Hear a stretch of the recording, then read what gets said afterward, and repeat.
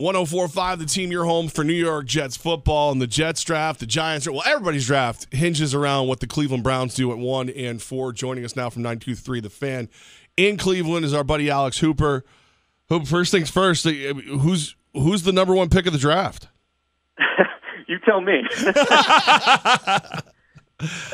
It's cool to not know, especially with all the leaks that have come out of Cleveland in recent years. You've kind of just known, and I feel like we don't actually know. The consensus seems to be that it's going to be Sam Darnold. That's what I would guess. But here, I'll lay out those 4 quarterbacks and kind of my expectations with them. I do think it's going to be Darnold. If I had to put money on it, I would say Sam Darnold, because I think normally when you look at mock drafts, the ones right after the college football season and the ones right when the regular season in the NFL ends and you get that set, top whatever teams, those mock drafts are the ones that are usually the most accurate towards the top, and it's been Sam Darnold and Josh Rosen for a long time at the top, and Josh Allen kind of worked his way in there. Baker Mayfield emerged kind of as that guy as he won the Heisman and everything. So I think it's Darnold. I think they've expected to take Darnold for a long time, ever since they knew they were going to be at 1. They wanted to interview everyone, and that would be my guess. Now, at the same time, I think with Josh Rosen, he's been the one guy who has not been tied to the Browns. He's been the one guy who there hasn't been one report throughout the offseason where they're like, I think they're actually leaning this way. All 3 other guys have been tied in. I think Mayfield is potentially the pick. He hasn't been tied there as much, but I also don't think he makes sense as the top guy over those other 3 just based on his physical attributes. It's not the kind of guy that goes number 1, never really has, so I don't expect it to be him. I think Allen has been a smokescreen from the beginning. But, again, Rosen is my dark horse here because he hasn't been tied there. The one thing I think that works against him is John Dorsey made a lot of comments about how guys fit in the locker room. And as much as I love Josh Rosen and I love his point of view and I love the way he speaks his mind, it doesn't really jive with what Dorsey has said recently about how guys fit in the locker room. Rosen's my favorite guy. If it were me making the pick without the hours and hours of looking at tape and interviewing guys like they have, I would take Rosen. But I feel safe with Darnold. I wouldn't as much with Allen. Baker's kind of a toss-up. So I hope that outlines it. That's the thing, is there's so much going on here, and there hasn't been one leak that I've believed, and that makes it really tough to pin down. Okay, that part at the end is the most interesting for me, because I had at least heard locally there in Cleveland, and may have actually been at your own station, 92.3 The Fan, that there had been talk about it being down to 2 quarterbacks, Josh Allen and Baker Mayfield. Now, whether or not that's a smokescreen, we don't know. I know Adam Schefter had picked up that story nationally. What's going on there in Cleveland? Does it feel like it's between Allen and Mayfield, or you truly don't believe it's that, but that's the pickup of Brown fans there where you are?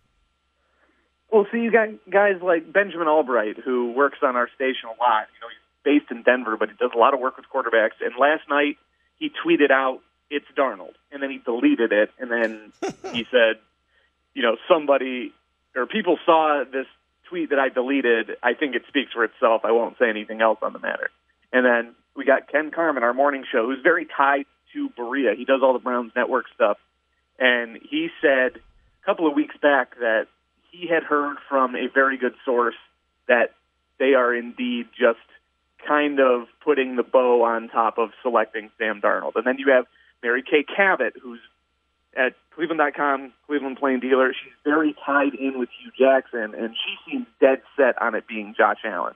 So it's kind of equally up in the air here locally. I mean, the people in there with the team don't seem to have any sort of 100% answer. It changes depending on who you talk to, but I'm going with my guy Ken, and he actually says it's down to Darnold and Mayfield. So he doesn't even have Allen in there. And he's very well seated inside that building. He gets a lot of information. Generally, it's pretty good, but I'm going with him, and that's why I think it's Darnold.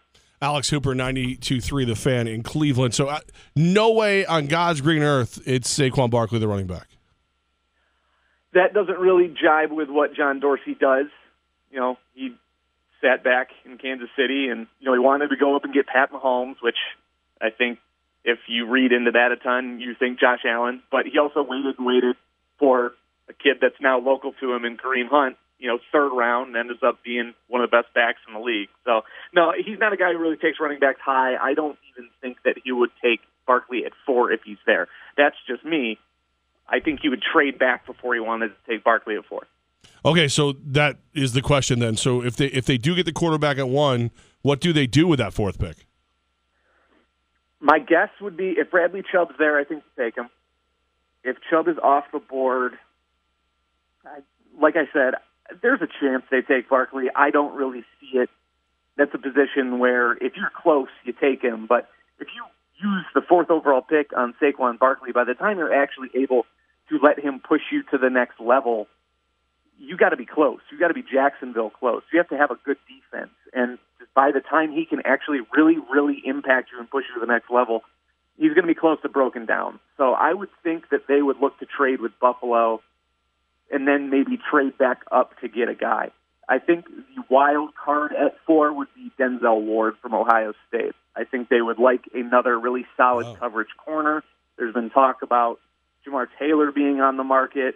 That makes me think that they are in the market for a cornerback if Bradley Chubb isn't available. And maybe even if he is, Denzel Ward is a guy who, coming out of Ohio State, a place that just put out Marshawn Lattimore, who was dominant last season. He makes a lot of sense. He's a local kid, even though the Browns don't usually go that way. But he's, you know, maybe the top cover corner at least, in this entire draft. Minkah Fitzpatrick maybe makes a little bit of sense as a Swiss Army knife, but with Jabril Peppers, I don't know if that makes as much sense for this team. Let's shift over from the Browns to the Cavaliers. Game 5 tonight against the Indiana Pacers. Cavaliers are hosting the Pacers tonight. What's the biggest test for LeBron and company to get another win in this series? You know, I think it still goes back to where LeBron gets his help from. I mean, if Kyle Korver is able to contribute like he did, then I think LeBron can carry enough of the load. The two big issues for the Cavs, and I'm speaking offensively, defensively, they've been good enough in this series. The more they blitz Victor Oladipo off the pick and roll, the more turnovers they create, the better they look defensively. They've allowed 100 points in one game. That, you know, in Game 4, that was the most they've allowed. So defensively, I'm not really worried. Offensively, if they can find a way to get Kevin Love going, then I don't think the Pacers can beat them. But Thaddeus Young has made Kevin Love a non-factor. And Kevin's dealing with a thumb issue.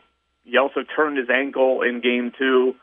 So there are a lot of things working against him, but he's got to find a way to at least contribute. The other thing is George Hill. He doesn't put up a ton in the box score, but when you look at the plus-minus, the off-on, that sort of thing, George Hill is a steadying factor for that team. And when he's on the floor, it's calmer, they're more efficient. And when he's off, you know, you're playing Jose Calderon, who just can't defend at this point. He doesn't give you a ton offensively.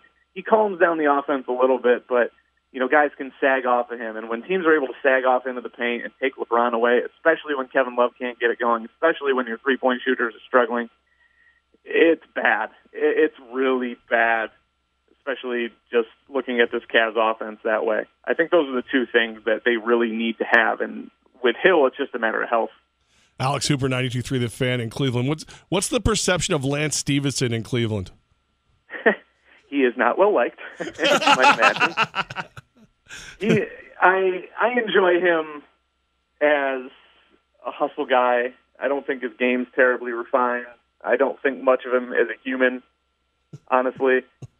Just some of the things that he said and done over time, especially going back to right when he was drafted and the allegations made against him. And I don't even know if that's terribly well known by the fan base, you know, what happened there. I think guys just dislike how he treats LeBron. Obviously, people here put LeBron up on a pedestal, and I think if there's anyone who should be, it's him. But he competes, man, and he, I think, actually does get inside LeBron's head. I don't think a lot of people do that. I think Lance does. Alex Hooper, 92.3 The Fan in Cleveland, man. We appreciate you. Enjoy the draft and all the mystery that comes with it. There is a lot of mystery. Luckily, that'll all be out the window very early, and then you can kind of sit back and enjoy the whole thing. Absolutely, man. Have a great day, brother. All right, thanks for having me.